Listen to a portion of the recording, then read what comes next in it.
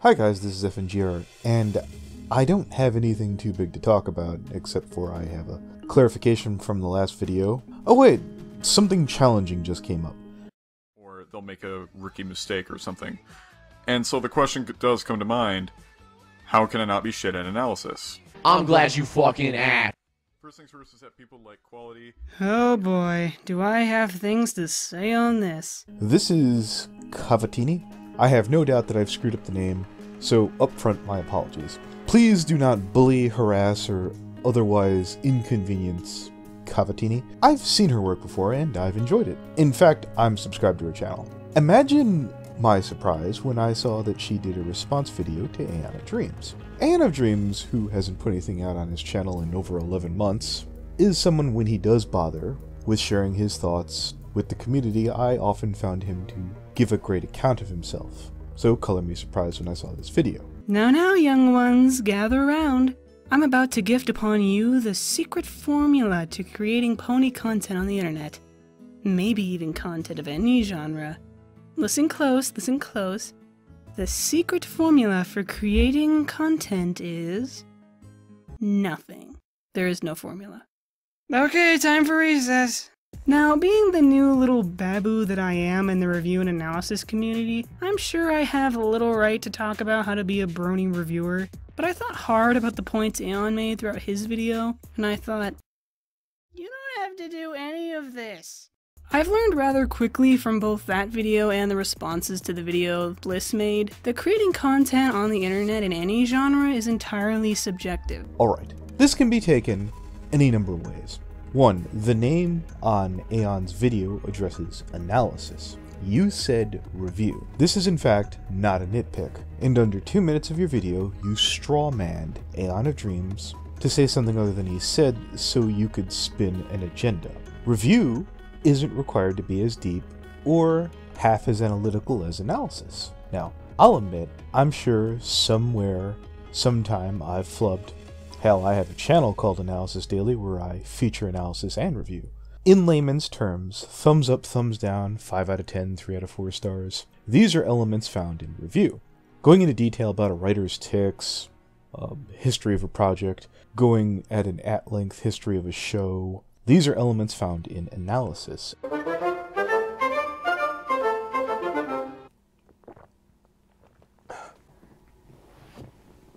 Are you okay, honey? You not like Star Wars? We always put a Star Wars man up there. You want to put a Star Wars man up there for the review? No. Do you want to tell everybody what you thought of Star Wars? Star Wars was fucking sacrificed on the holy altar in front of everyone, and his fucking beating heart was pulled out, and we just watched it beat and slowly stop right on fucking screen. That's my fucking review of Star Wars.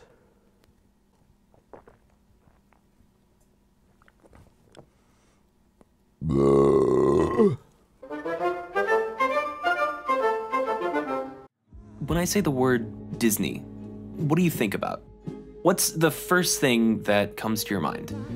For most people, it'd probably be this, or this, or maybe some of these. Doesn't really matter. Whether you're thinking about Oliver and Company or Winter Soldier, everything that falls underneath the Disney umbrella shares one thing in common: money. Disney came out of the gate with their first feature for the silver screen, Snow White and the Seven Dwarfs, in 1937. Adjusted to inflation, the New Boy classic raked in over $1.1 billion at the box office, and lifetime gross puts it over $3 billion. As for our focus character, Spike was fantastic, probably the best he's been portrayed the entire series. As Tommy Oliver pointed out, this was a person versus self conflict, as the problem faced was on him. Do I continue to support my friend despite harming the town and possibly yourself, or do I tell the truth and possibly hinder our relationship? Great conflict for Spike to be in. But easily the show stealer was Owlicious. All he does is hoot and work off of Spike's actions, and it is fantastic. Here we meet Saffron Masala and her father Coriander Cumin, who have rather interesting designs. Aside from the Indian stylization, I think I like the best that their body colors match their respective spice. I've heard some people call them stereotypical, but honestly I cannot agree with that. They are ethnic, certainly, and they do display that they are proud of their legacy, but they are no more stereotypical than if Tricky here wore lederhosen. And naturally, I'm sure we can all find exceptions by and large. An analysis is teaching something. A review really is an opinion on why something is good or bad based around personal, held, or borrowed beliefs. Something that you will find readily in the thoughts and opinions of the MLP fandom. You can use whatever equipment that you choose, any software, and have any kind of approach to the delivery of your content visually.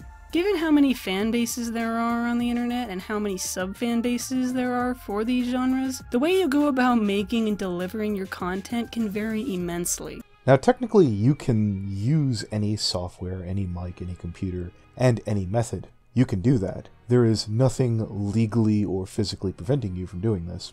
Tommy Wiseau can and did make The Room. If you unironically like The Room, insert your own example here. I'm now going to do something Aeon of Dreams, I believe, didn't do, if memory serves in his video, is to give point examples of shit tier analysis. This is AJ the Autistic Pony, because of course it is, and Anime Wolf Gamer. Anime! Oh, hey, you must be AJ. And you must be my sister's wannabe boyfriend. Well, actually, I'm already am. How dare you touch my sister! Time to die!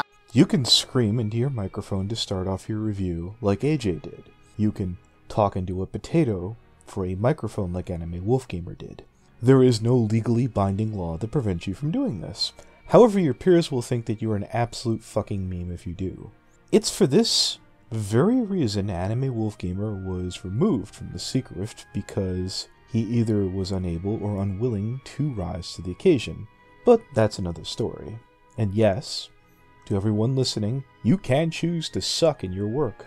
Like Anime Wolf Gamer, you can waste 1 minute and 20 seconds of the audience's time before getting to the review.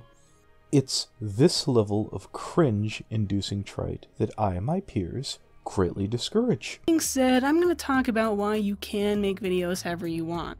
Now, I'm not going to rebuttal everything Aeon said. I do agree with a good chunk of his points, but there are really 2 or 3 small things I want to talk about.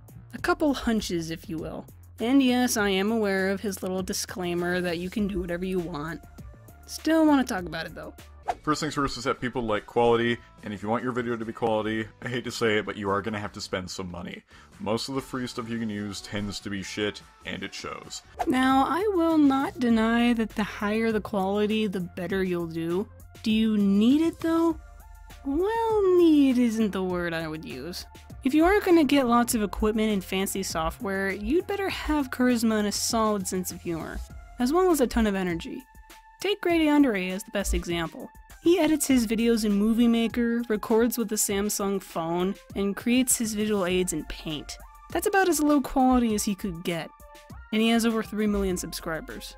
Now, this is all valid, but that's Grade A Underay. Let me give you another example from the Brony fandom, the man who will never, ever, ever get onto Analysis Daily, your husbando and mine, Patrick Roberry. This video here is from Freedom Flash's channel, and you can see the first couple of seconds is from Patrick's channel. Now let's grab a clip and play this in the background from his channel trailer.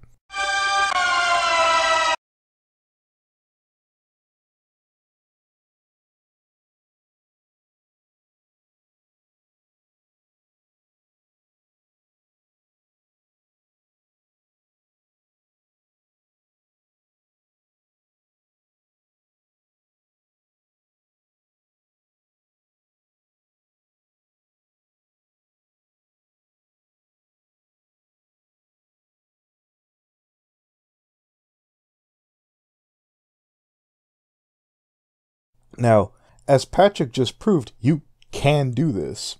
The point Aeon is trying to get across is that you shouldn't want to do this. This is Robin0928, also removed from the Secret Rift for a lack of quality. Again, you can waste everyone's time in general, and it's frowned upon in the analysis community. Personality personality sells it, so don't be discouraged if you can't get the fancy stuff. So long as you have a good solid personality, you're fine. And I would even make the argument that the shitty way of going about content creating is a style of its own. And the advice is horribly unnecessary. If you have a strong enough personality, you don't need to be told. You can get by on, well, just that. More on point, I can cite content creators like Fat Man Falling, who has a great personality, and has an average return on views well below on what he deserves. Don't mind. We basically got another The One Where Pinkie Pie Knows, which I actually kind of like. The major difference is that this episode goes hard trying to debunk a couple of Season 1 memes, for some reason. First, that Rainbow Dash doesn't like eating pie. And second, that she is in fact the element of loyalty, which is not to be confused with the element of honesty. I love Rainbow Dash because I find her willingness to put herself out to spare her friends' feelings to be an admirable trait that I do not possess. And because getting rid of all those pies was a giant hassle. Once it comes to the point where Pinkie is clearly onto her act and visibly upset, keeping up the charade is a tad less forgivable, but she straight up says as much in the end scene that usually happens in the episodes that are hard to describe as anything more than fluffy as all. Some folks get really simplistic with their visual aids, and they still do well. Although the examples I've shown are in genres with bigger fan bases, so the folks that don't mind the simpler style may not be as abundant in the MLP fanbase. Therefore, be precautious. It is kinda hard to know if your personality is solid right out the get-go, so chances are you may have to change things around if things don't work. Then there's your on-screen OC. A vast majority of analysts use them, and odds are the new guys will be using them too. You've also probably heard never use Pony Creator. This is still true. Don't do it. A side profile is really bland and uninteresting to look at. It's not that dynamic. Pony Creator V3 does not make it any better, by the way. The ability to turn your head does not make you any less boring. Again, this isn't a must. Having a visual OC is nice, sure, but there are other ways of reviewing and analysis that don't use them. Several examples of people who either don't use them or alternate between using them and not are in both the general and MLP reviewing communities. You made the statement that you didn't have to avoid using Pony Creator, but none of these four examples, those being Mr. Enter, DWK, Josh Scorcher, and Channel Awesome, I mean, it doesn't line up. You gave 0 successful examples of someone using Pony Creator and being held in high regard in the Bernie fandom. The closest I can think of is Canned Cream, and while I can voice that Can is a really cool guy, a more than a fair share of my peers do deride the high holy hell out of him for using Ponymaker.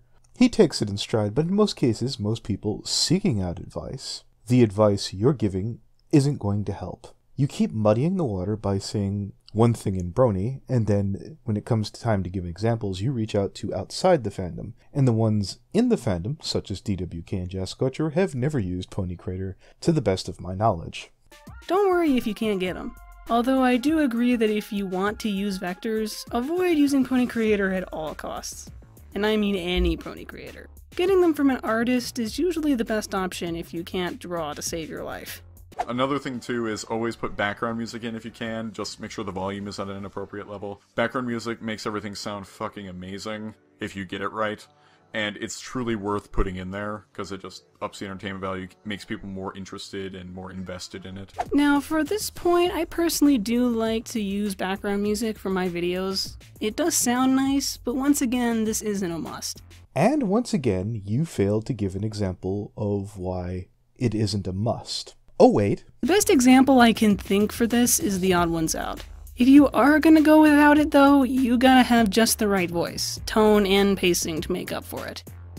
Like The Odd Ones Out. I'm to assume this isn't a Brony example again. Can we at least get one example? One video clip so your video doesn't come off as nuh-uh? Now you can tell me, well, I didn't need examples and there's no set rule. Let me pull your trick. This is Crouten T. He uses one still image. He's from the skeptic community. He is famous for sounding amazingly educated. Sounding. There has never been a man in his community with his tone and wise sounding confidence and didn't bother to back up anything he said with facts whatsoever. He relied on emotional appeal and underhanded tactics, such as getting personal information and attacking the person, not the argument. So of all the people he had to debate, he couldn't win a fucking argument with the Amazing Atheist. Just skip to the part where he talks about me, huh? I think that'd probably be better for us. But there is an attack taking place against our societies, specifically against the secular framework and the humanistic framework of our societies. And it comes from the religion which the American atheist community either avoids to tackle or desperately tries to talk around, as if it were somehow a non-issue. Take this. According to the Amazing Atheist, you should be more scared of diseases than those hostile communities in Europe. You know, because apparently Muslim theocratic violence and authoritarianism should just become another part of daily life, just like the fucking flu. So, alright, you sauerkraut. You get it? Sauerkraut. Take your fucking feels out of the equation for a minute. Take your politics out of the equation and look at this shit objectively. How many Europeans died in car crashes in 2015? 84,589. How many died of the flu? Well, that's actually a hard statistic to find, but in the US, where the mortality rates are similar to Europe, the CDC says that depending on the severity of the flu strains and the length of the flu season, both of which change by year, there are anywhere from 3,000 to 49,000 deaths a year from the flu in this country alone. In Western Europe, in 2015, the grand total of people killed in terrorist attacks was, drumroll please, 150. That's it. 150 people. More people die in my country every year from choking on their food. So yes, that there, Pilgrim, is what's called a fucking example. And if you want credibility, this is what you need to do for your goddamn videos. Going nuh-uh and biting your lip and shaking your head side to side is not an open discussion. And that's it. Those are my gripes. What? That was hardly anything! And you're right. Like I said before, 2 or 3 minor things. Most of what was rebuttable was as such because these things that Aeon described revolve around just a few of the common styles used in the analysis community. I won't lie, the OC background music higher quality style is the most popular style. So if you are someone looking for the gold, that is definitely one way of going about it. One way. Just one way. There are other ways, and there are other styles. Don't feel like you have to stick to the one path. Just like Aeon's disclaimer said, you're free to do whatever you want. Just be aware of the results that may carry and the consequences you may face. Not to mention the fact that there could possibly be new styles waiting to be discovered. Brainstorm. Sit down and write your ideas down. Find a way to present your content that is brand new and different from the norm.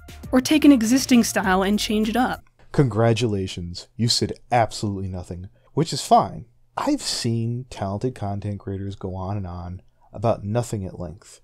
Talent can let you get away with that. What it won't do is allow you to lampshade the fact that you just did that.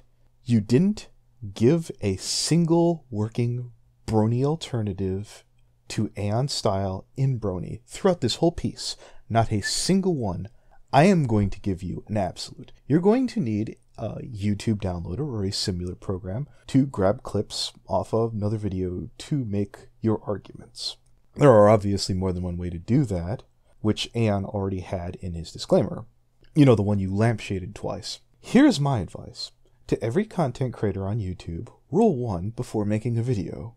Have something to say. What I saw here today was more or less the devil's advocate that told but didn't show. If someone tells you about an example and doesn't show it to you, people are going to start to wonder if it was anything good to begin with. Imagine if you talked about the show but didn't play clips. It would come off as weaker, I would imagine. Agree, don't agree, I'd love to hear from you below. As for Cavatini, I'm still a fan of your work, and I'm not saying that you couldn't have made a solid point. It's not in this video. I'd love to offer you a podcast.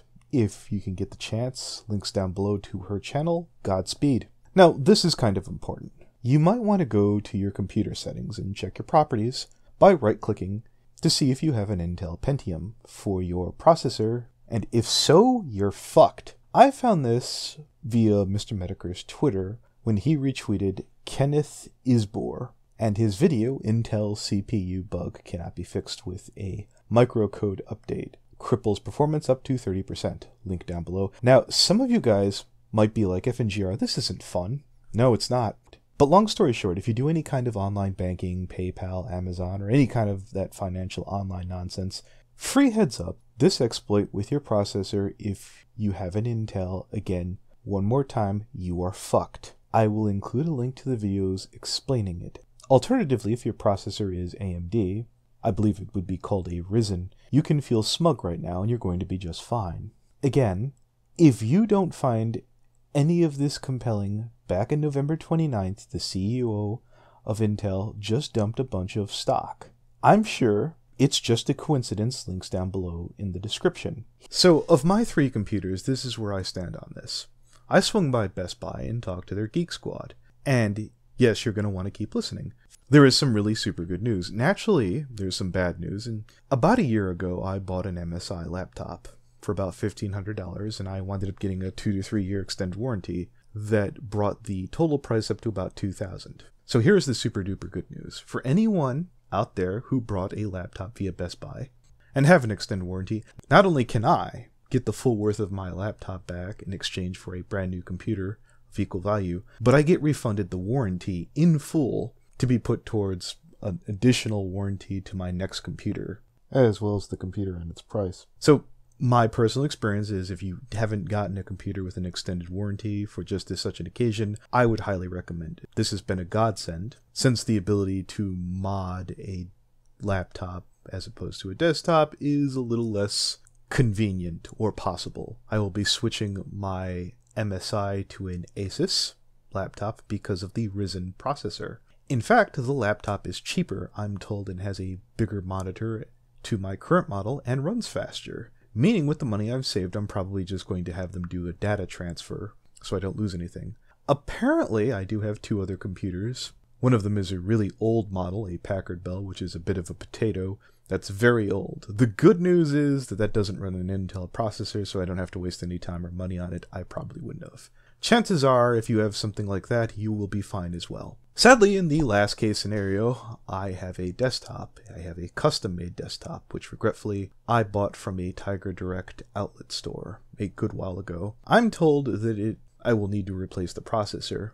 The processor I've been recommended is a Ryzen 7, which I've seen prices around $200 to $300, and I'm also told that I will need a new motherboard to accommodate that processor, which I'm guessing will be about another extra $100. An ultra-conservative estimate to fix my desktop would be around $300 before taxes. Now, some of you guys are ripping out your hair. Well, what if I have a laptop? It's my only computer, and I happen to have an Intel processor. Now, naturally, once again, in desktop's cases, you're gonna spend some money, but you don't have to start back from square one. In laptop land, you're either going to get a new laptop or take the 30% penalty to performance. Some of you guys already have a potato and no money. I'm sorry to have brought you bad news. Now, if you have a gaming rig, I suppose you could just disconnect it from the internet. If you're looking at me like I have a second head, well, you're gonna have to pay to fix that then.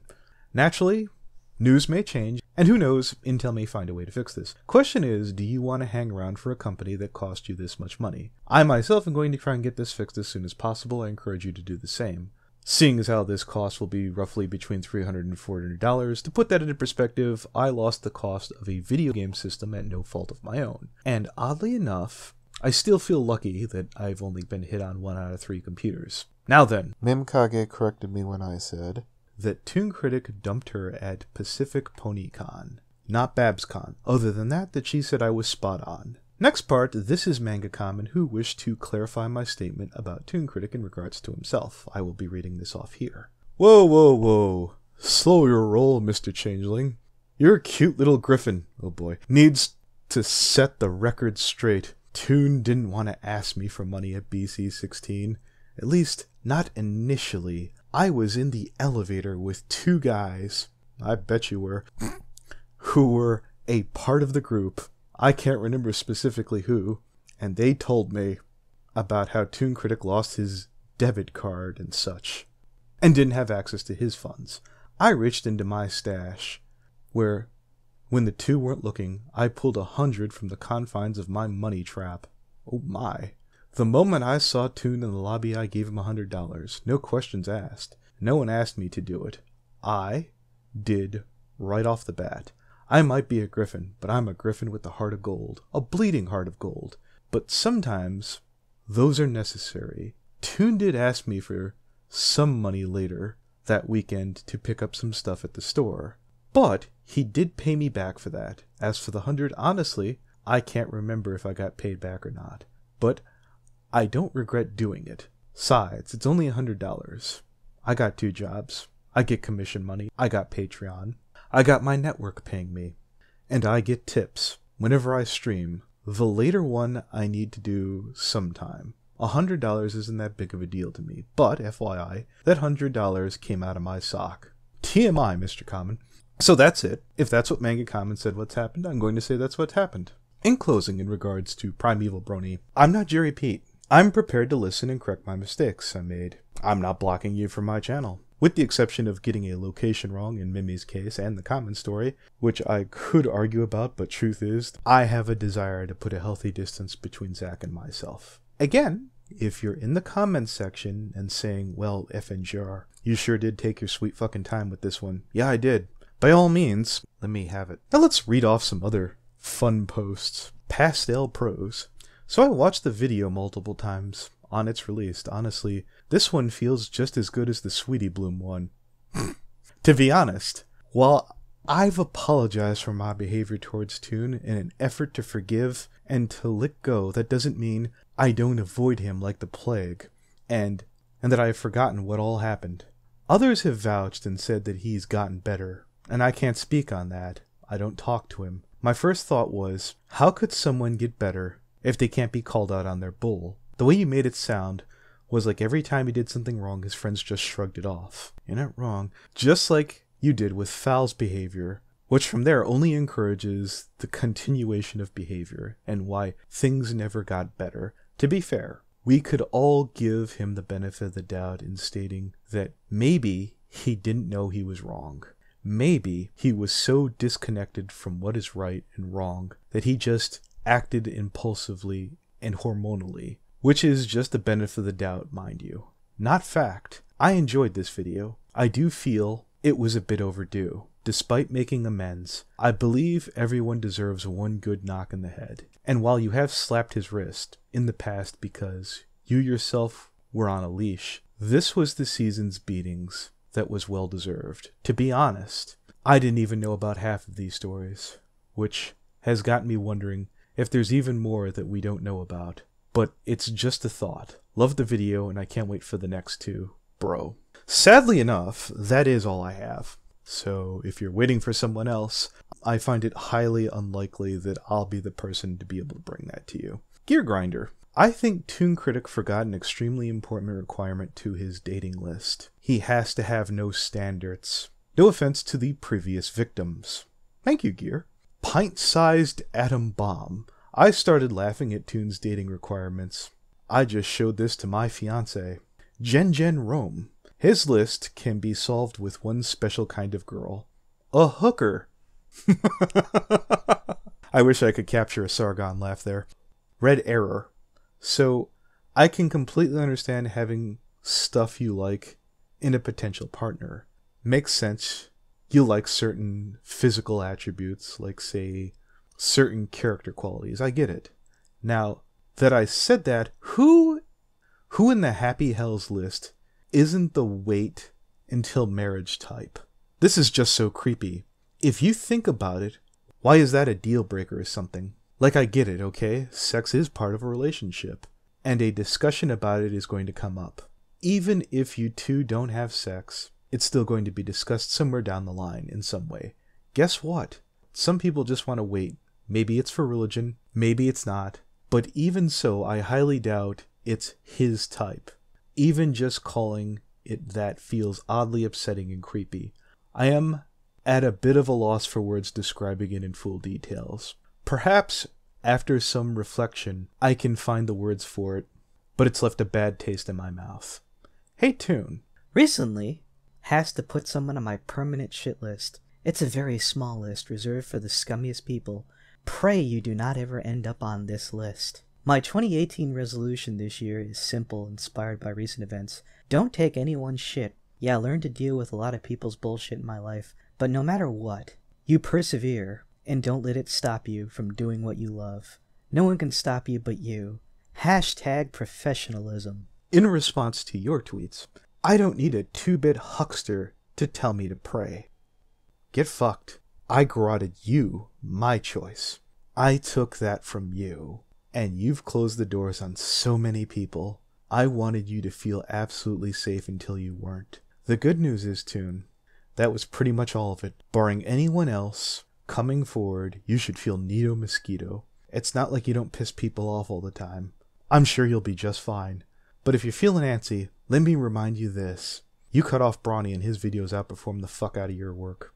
You can go back to your make-believe self-pity party in your cartoon saga. Or you can warm it up and throw one punch back. Tell me I was wrong, motherfucker. Tell me how I wronged the man that I've given more winks and passes to than anyone else in the fandom. Now, if you don't mind, I'm waiting on 2 replies and counting. See you next time.